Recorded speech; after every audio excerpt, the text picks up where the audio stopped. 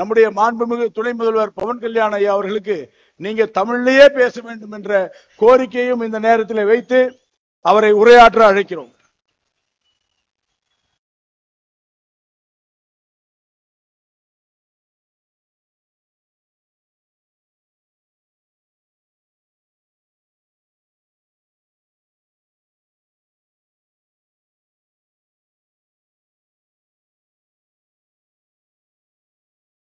பெருமானுக்கு வணக்கம்.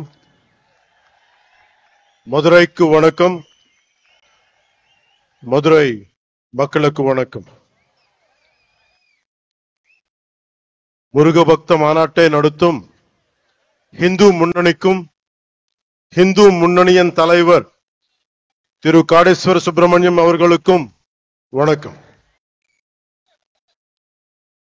சஷ்டி கவசத்தை இசைத்த லட்சோப லட்சம் பேரில் இருக்கும் ஒவ்வொருவருக்கும் வணக்கம்.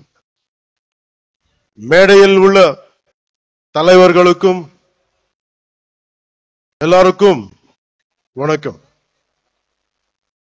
மேடையில் இருந்த திரு வன்னிராஜன் அவர்களுக்கும் திரு பக்தன் அவர்களுக்கும் திரு அண்ணாமலை அவர்களுக்கும் திரு எல் முருகன் அவர்களுக்கும் திரு வானதி ஸ்ரீனிவாசன் அவர்களுக்கும்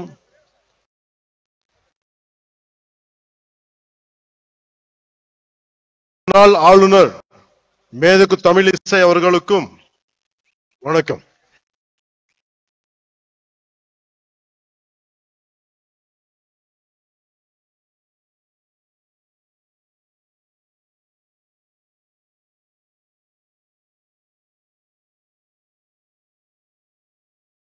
தமிழ்நாடு பிஜேபி தலைவர் திரு நயினார் நாகேந்திரன் சாதனை சேதார் நாகேந்திரன் என்று ஆகி போகிறார். அவருக்கு என் வணக்கம்.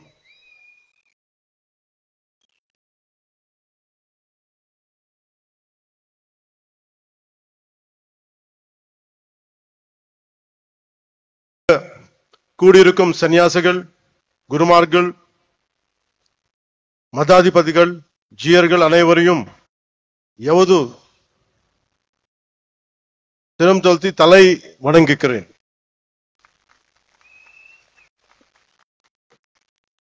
என்னை மதுரைக்கு வரவழைத்தது முருகன். அந்த வெற்றிவேல் முருகனுக்கு என்னை வளர்த்தது முருகன். அந்த வீரவேல் முருகனுக்கு எனக்கு துணிச்சல் தந்தது முருகன். அந்த சுரவேல் முருகனுக்கு மதுரைக்கும் முருகனுக்கும் நெருக்கம் அதிகம். முருகனின் முதல் அறுபடை வீடும் கடைசி அறுபடை வீடும் மதுரையில் தான் உள்ளன. மதுரை என்பது மீனாட்சி அம்மன் பட்டினம். மீனாட்சி அம்மன் தாய் பார்வதியின் அம்சம். எனவே முருகனின் தாயாரும் மதுரையில் தான் உள்ளார். முருகனின் தந்தை சிவபெருமான் முதல் சங்கத்துக்கு தலைமை ஏற்று மதுரையில் தான் இருந்தார். எனவே இந்த மதுரையில் தாயமே இருக்கிறார், தந்தியும் இருக்கிறார், மகனும் இருக்கிறார். அப்படின்னா மதுரை மக்கள் எத்தனை புண்ணியம் பண்ணி இருக்க வேண்டும். அந்த புண்ணியத்தின் விளைவாக பசும்பொன் முத்துராமலிங்க தேவர் அவதரித்தார். தென் தமிழ்நாட்டின் மாபெரும் தலைவர் பசும்பொன் முத்துராமலிங்க தேவர் முருகனின் அவதாரமாக கருதப்படுகிறார். அவர் சிலைக்கு அருகே மயிலும் வைக்கப்பட்ட உள்ளது. தேவர் மூலம் மனித உறவில் முருகன் வாழ்ந்தார். அந்த பசும்பொன் முத்துராமலிங்க தேவரை தாழ் பணிந்து வணங்குகிறேன்.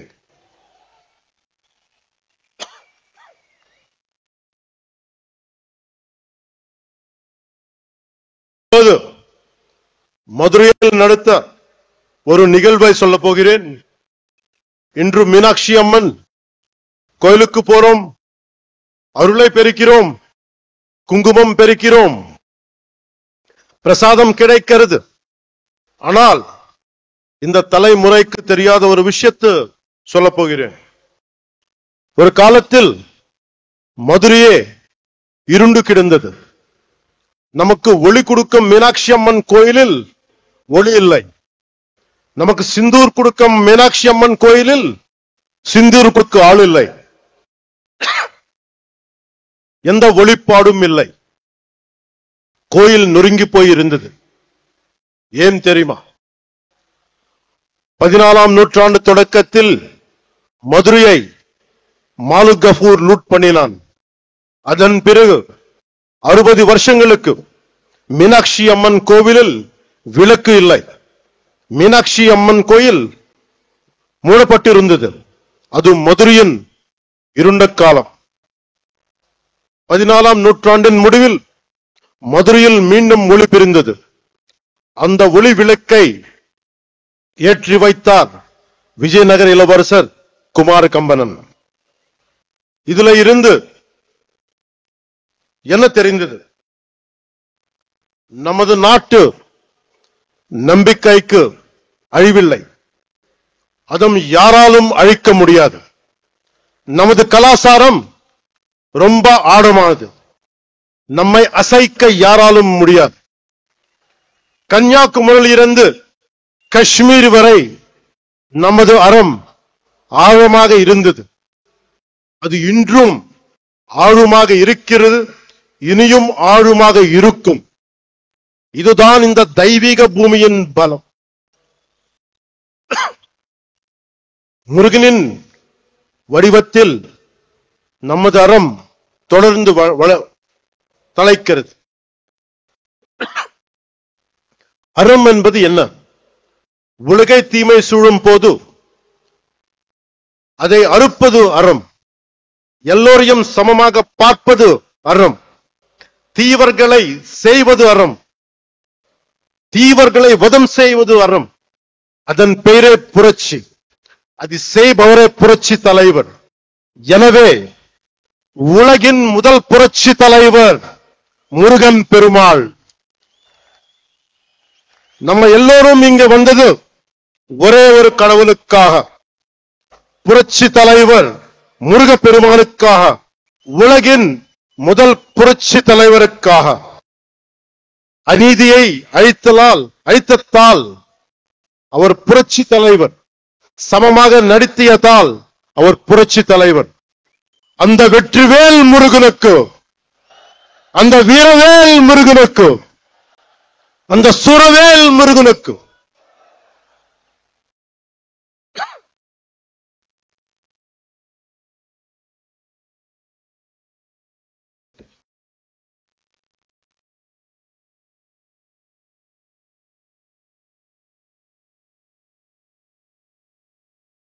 கட்சி தலைவர் கேட்கிறார், முருகன் மாநாட்டும் ஏன் தமிழ்நாட்டில் நடத்துகிறீர்கள்?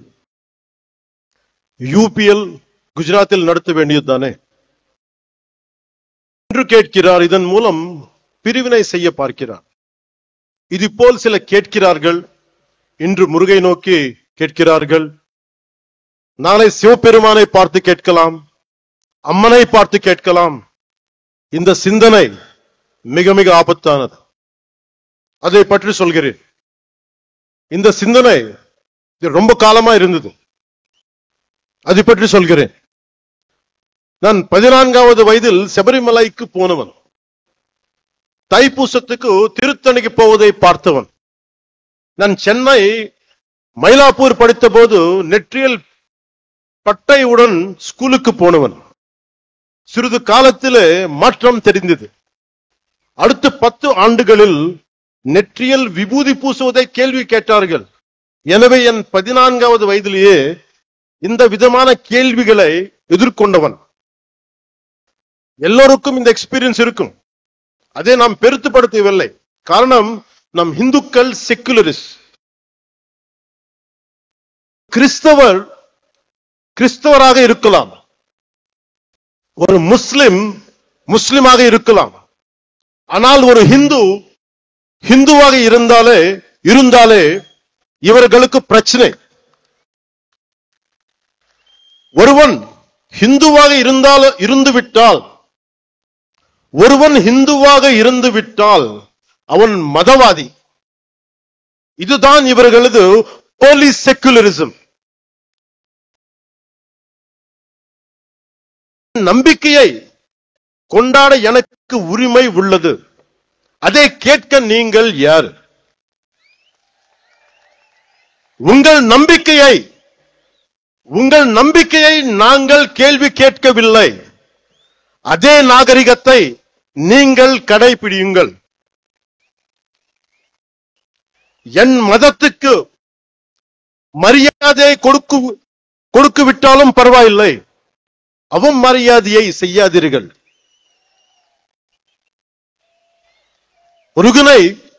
முருகனை பற்றி கேள்வி கேட்கும்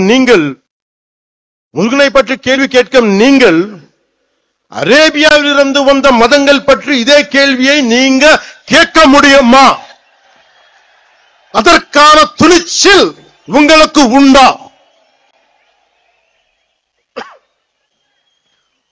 அதனால சொல்ற, சீண்டி பார்க்காதீர்கள்.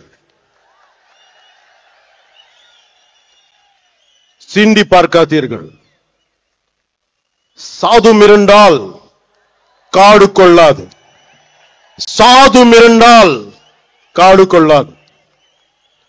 సజ్జనుడికి కోపం వస్తే, సహనంతో ఉన్నవాడి కోపం వస్తే వాడిని ఆపటం ఎవరి తరం కాదు.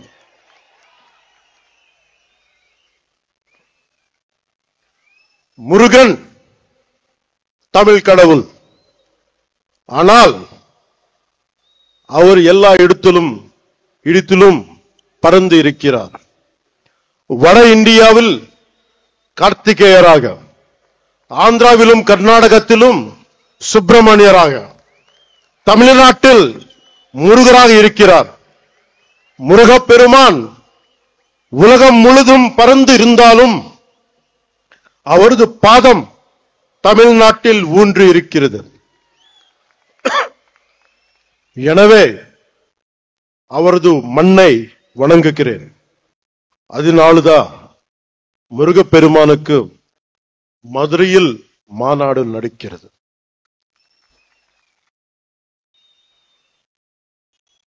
அதனால்தான் இந்த மாநாட்டுக்கு நாம் எல்லாமே வந்திருக்கிறோம். சிலர் நிறத்தை வைத்து அரசியல் செய்கின்றனர். நமக்கு நிறத்தில் எந்த பேதமும் இல்லை. கிருஷ்ண பகவான் கருப்பு, காளி மாதா கருப்பு. நாம் நிறத்தின் வழியாக பார்ப்பதில்லை, அகத்தின் வழியாக பார்க்கிறோம். ஆனால் இங்கு கருப்பு நிறத்தை வைத்து கடவுளை சீண்டும் கூட்டம் உள்ளது. நம்மை இணைக்கும் முருகனை சீண்டி பார்க்கிறது ஒரு கூட்டம். கந்த சஷ்டி கவசத்தை கிண்டல் செய்தனர். அவர்களுக்கு கிண்டல் செய்யும் உரிமை உள்ளது. அந்த உரிமையும் ஜனநாயகம் கொடுத்துள்ளது.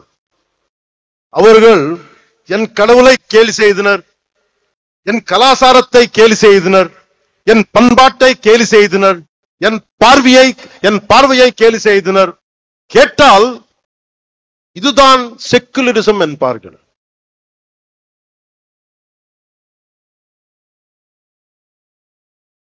மற்றவர்கள் நம்பிக்கையை கொச்சைப்படுத்த அவர்கள் யார்? முருகனை கேள்வி கேட்க அவர்கள் யார்? அறத்தை அசைத்த பார்க்க அவர்கள் யார்? அவர்களால் மற்ற மதங்கள் பற்றி இது போல பேச முடியுமா? அரேபியாவிலிருந்து வந்த மதங்கள் பற்றி அவர்களால் இப்படி பேச முடியுமா? நம் மதத்தை பற்றி மட்டும் ஏன் இப்படி பேசுகிறார்கள்? நாம் அமைதியானவர்கள், எல்லாவற்றையும் சகித்துக் கொள்ள கூடியவர்கள், மீனாட்சி அம்மன் கோவில் 60 ஆண்டுகள் மூடி கிடந்தும் பார்த்து கொண்டுதானே இருந்தோம். அந்த துணிச்சலால் பேசுகிறார்கள். பொறுமை என்பது கோழைத்தனம் அல்ல. இங்கு உள்ள முருக பக்தர்கள் அனைவரும் ஒரு பார்வை பார்த்தாலே போதும். ஒரு பார்வை.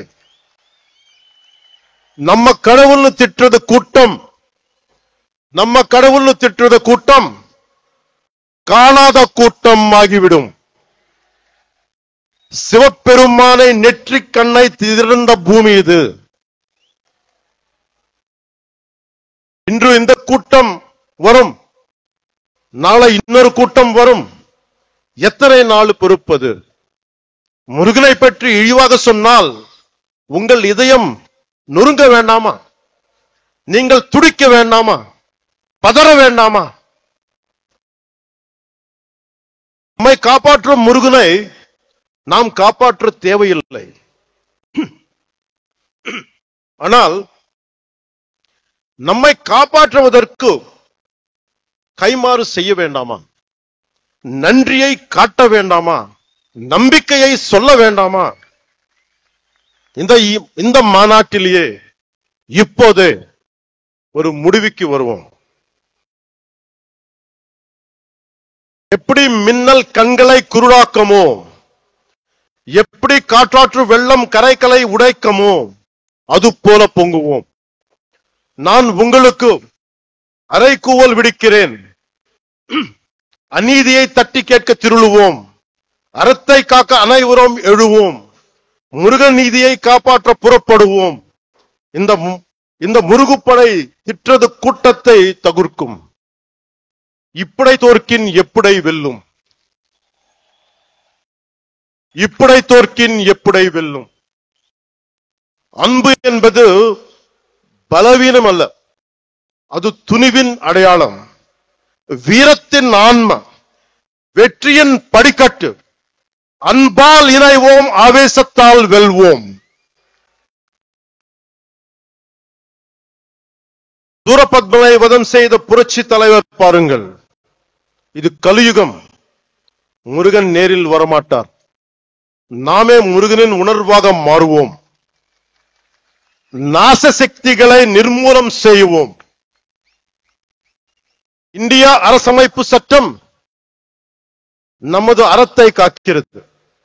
அரசமைப்பு சட்டம் இல்லாத காலத்தில் மாலிக் கஃபூர் வெறியாட்டம் போட்டான். ஆனால் கடந்த 75 ஆண்டுகளாக அரசமைப்பு சட்டம் இருக்கும் போதே ஒரு கூட்டம் ஆடுகிறது. காரணம், நாசசக்திகளை ஆரம்பத்திலேயே கிள்ளி எறியாமல் விட்டுதான்.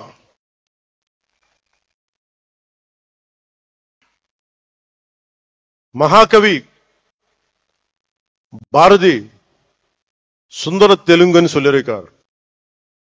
அந்த தெலுங்குல ஒரு 2 நிமிடம் பேச என்னை அனுமதிக்குமாறு கேட்டுக்கொள்கிறேன்.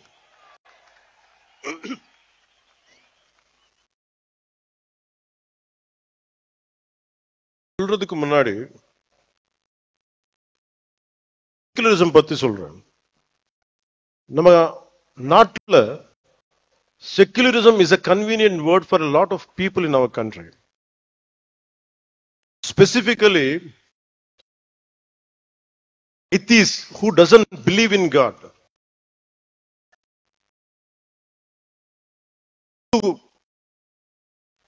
மத்த மதங்கள், what these atheists say, they don't believe in God. நம்ம கடவுள் நம்ப மாட்டாங்க. கடவுள் நம்ப மாற்றது இல்லைன்னா எல்லா கடவுள் நம்ப கூடாது. பட் இந்த நம்ம நாட்டு எத்திஸ் எப்படின்னா only Hindu கடவுள் நம்ப மாட்டாங்க. That is the definition of secularists of our country, atheists of our country. The issue of our country. Secularism means no discrimination against anybody in the name of religion. நம்ம நாட்டுல secularists வந்து no discrimination against anybody in the name of religion except Hinduism, except Hindu gods and Hindu culture. Hindu culture ne திட்டிட்டேங்க, Hindu gods ne abuse பண்ணிட்டேங்க. That is secularism for them. They don't have the guts to point out any other religion except Hindu dharma. இந்த நாத்திகர் கூட்டத்துக்கு, secularist கூட்டத்துக்கு அரசமைப்பு சட்டம் கொடுத்த one great weapon is there. அது என்ன? freedom of speech. பேச்சு சுதந்திரம், இஷ்டத்துக்கு பேசுறது. நம்ம கடவுளை திட்டுறது பழக்கம் ஆயிடுச்சு. கடவுளை திட்டினாலும் நம்ம எல்லாரும் கோவப்படக்கூடாது, கவலைப்படக்கூடாது. ஏன்னா அது பேச்சு சுதந்திரம். அவர் திட்டிட்டே இருப்பாங்க, நம்ம மட்டும் நிம்மதியா இருக்கணும். ஏன்னா நீங்க இந்துக்கள். இது மாறணும்.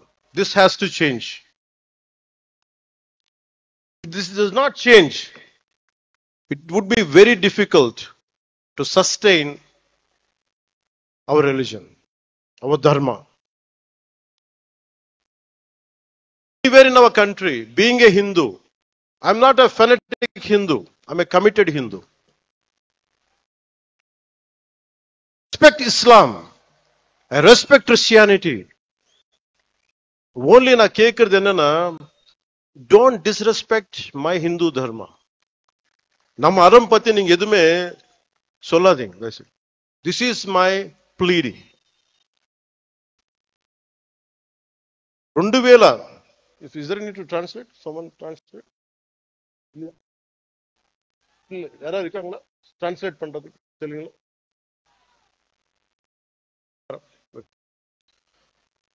ఓకే, మీకు కొంతమందికి తెలుగులో మాట్లాడితే అర్థం అవుతుంది అనుకుంటా. మాట్లాడతానండి. వణకం సార్. 2014లో నేను ఒక పార్టీ ప్రారంభించినప్పుడు తెలంగాణ హైదరాబాద్లో, ఆ రోజు నేను అనుకోలేదు ఏథెన్స్ కంటే పురాతనమైన నగరం అయిన మదురైలో ఇన్ని లక్షల మంది జనం మధ్య, తమిళ్లో నేను గౌరవించే నా తమిళనాడులో, నేను పెరిగిన తమిళనాడులో, నేను ఇష్టపడే తమిళ సంస్కృతి, నాకు సంస్కృతి బీజాలు పోసిన తమిళనాడు, తమిళ భాష, వీటన్నిటిలో నేను ఒకరోజు ఇక్కడికి వచ్చి ఎంతమంది గురువుల మధ్య, ఇంత పెద్ద హిందూ మున్నని పెద్దల మధ్య, ఇన్ని లక్షల మంది ప్రజల మధ్య నేను ఇలాంటి రోజు ఒకటి వస్తుందని నేను ఎప్పుడు ఊహించలేదు. I hope you can translate. நான் 2014 நான் ஒரு கட்சியை ஆரம்பிக்கும் பொழுது, நான் ஹைதராபாத்ல தெலுங்கானால அரசியல் செய்யும் பொழுது, நான் வளர்ந்த தமிழ்நாட்டில், நான் படித்த தமிழ்நாட்டில் ஒரு ஆன்மீக பூமியான ஏதென்ஸ் நகரத்திற்கு தொன்மையான நிகரான ஒரு மதுரை மாநகரில் நான் இந்த மாதிரியான இந்துக்களுக்கான ஒரு கூட்டத்தில் என்ன ஒரு சிறப்பு அழைப்பாளராக என்ன அழைத்து இப்படி நீங்க கௌரவிப்பீங்கன்றதை நான் நினைச்சு கூட பார்க்கல அப்படின்னு சொல்றார். ఆ సభ ప్రారంభించినప్పుడు నేను నాకు ఇష్టమైన ఒక తెలుగు కవి చదివాను. అది ఎందుకంటే నాకు సుబ్రహ్మణ్య భారతి గారి అచ్చమెల్లె అచ్చమెల్లె పోయం గుర్తొచ్చింది. అదేంటంటే, ఇల్లేమో దూరం, అసలే చీకటి గడాంధకారం, చేతిలో దీపం లేదు, దారంతా గోతులు లోయలు, కానీ ధైర్యమే ఒక కవచం. ఇది తమిళ్లో కొంత నేను చెప్తాను, దీన్ని కరెక్ట్ అయితే మళ్ళీ సార్ మీరు కరెక్ట్ చేయండి. இருட்டு கையிலே விளக்கு இல்லை, வீடோ நெடுந்தொலைவில், வழி முழுவதும் மேடு பள்ளம், மனதில் துணிச்சல் தவிர வேறு இல்லை, அச்சமில்லை அச்சமில்லை அச்சமென்பதில்லையே என்று மகாகவி பாரதி சொல்வாரே, அதுதான் துணைக்கு வந்தது. அச்சமில்லை அச்சமில்லை என்று நம்முடைய பாரதியார் கூறினார். அதை எப்படி என்றால், வீடு தூரத்தில் இருந்தது, ஆனால் கண்ணுக்கு தெரியவில்லை, இருட்டாக இருந்தது, மேடு பள்ளங்கள் நிறைய இருந்தன, ஆனாலும் தைரியம் ஒன்றே அதை கொண்டு அந்த இடத்தை சேர முடிந்தது. அதைத்தான் அவர் அச்சமில்லை அச்சமில்லை அச்சமில்லை என்பதை தைரியத்தோடு நாம் செய்து கொண்டால் எதையும் வெற்றி அடைய முடியும் என்பதை அவர் கூறுகிறார். அதான் திருத்தி சொல்ல சொன்னார்.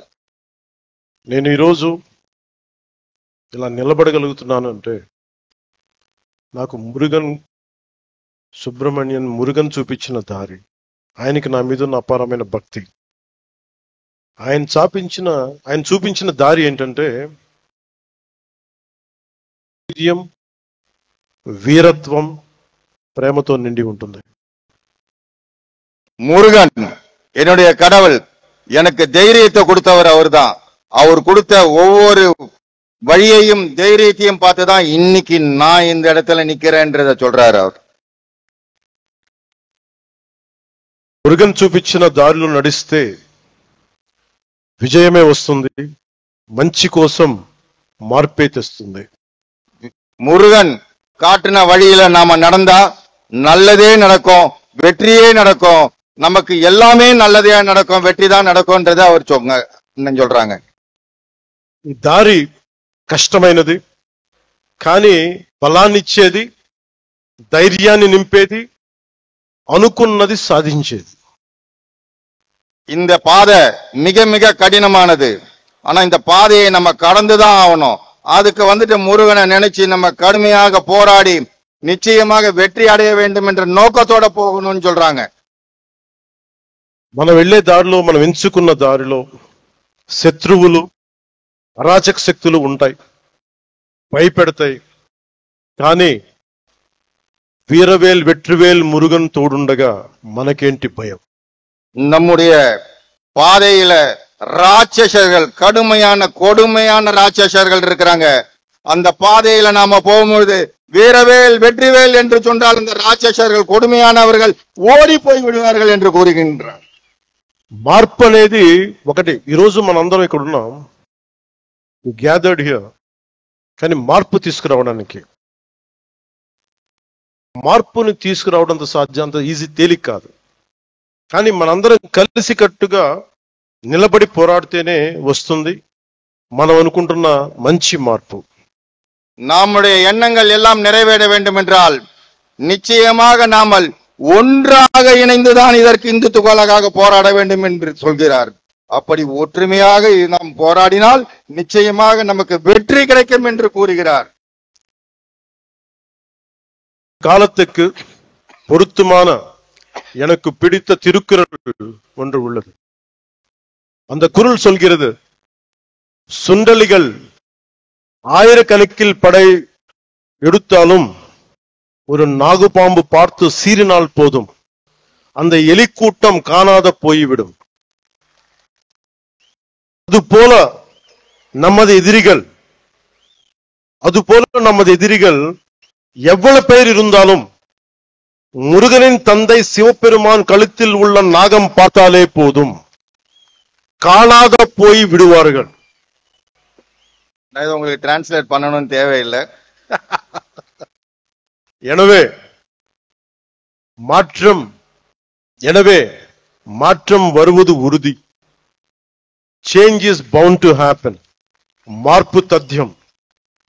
మనం అనుకున్నది సాధిస్తాం, మన ధర్మానికి నిలబడతామని తెలియజేసుకుంటూ మీ అందరికీ நன்றி, வணக்கம். மாற்றம் ஒன்று மாறாதது. நிச்சயமாக தர்மத்தின் தலைமை நிலை நின்று, தர்மத்தின் பாதை நின்று நாம் ஜெயிக்கதான் போகிறோம், ஜெயித்து காட்டுவோம் என்று கூறி நான் வணக்கம் கூறுகிறேன். முருகனை நம்பினால் வெற்றிதான், முருகனை நம்பினால் உயர்வுதான், முருகனை நம்பினால் எழுச்சிதான். அந்த வெற்றிவேல் முருகனுக்கு அரோகரா, அந்த வீரவேல் முருகனுக்கு அரோகரா, அந்த சூரவேல் முருகனுக்கு அரோகரா. நன்றி, வணக்கம். அற்புதமான ஒரு உரையை வழங்கிய மாண்புமிகு துணை முதல்வர் பவன் கல்யாண் ஐயா அவர்களுக்கு மனமார்ந்த மகிழ்ச்சியை தெரிவித்துக் கொள்கிறோம். அடுத்தபடியாக நமக்கெல்லாம் எல்லோரும் சேர்ந்து பாடக்கூடிய ஒரு உலக அளவில் சாதனை புரியக்கூடிய கந்தர் சஷ்டி கவசம் இருக்கும். கந்தர் சஷ்டி கவசத்துக்கு பிறகு நம்முடைய தலைவர்கள் எல்லாம் 6 முருகப்பெருமானுடைய முன்னாடி போய் நிப்பாங்க. அந்த இடத்துல கீழ இருந்து நம்முடைய சிவனடியார்கள் அவங்க